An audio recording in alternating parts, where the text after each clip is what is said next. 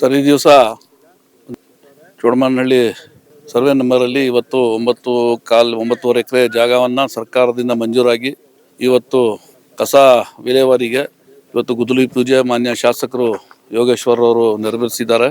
ಇಲ್ಲಿ ಬಹಳ ದಿವಸದ ನಮ್ಮ ಚನ್ನಪಟ್ಟಣ ಟೌನ್ನಲ್ಲಿ ಕಸ ಸಮಸ್ಯೆ ಇತ್ತು.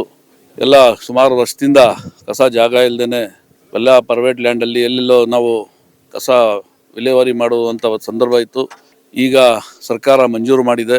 ಇದಕ್ಕೆ ಕಳೆದ ನಗರಸಭೆ ಅಧ್ಯಕ್ಷರು ಮತ್ತು ಬಾಡಿ ಆವಾಗ ಏನು ಅವರು ಶ್ರಮ ಪಟ್ಟಿದ್ರು ಈ ಜಾಗಕ್ಕೆ, ಮತ್ತು ನಮ್ಮ ಡಿ.ಕೆ. ಸುರೇಶ್ ಅವರು ಮತ್ತು ಎಲ್ಲ ಹಿಂದಿನ ಅಧಿಕಾರಿಗಳು ಎಲ್ಲ ಇದಕ್ಕೆಲ್ಲ ಕಷ್ಟ ಬಿದ್ದು ಜಾಗವನ್ನು ಮಂಜೂರು ಮಾಡಿಸ್ಕೊಟ್ಟಿದ್ದಾರೆ.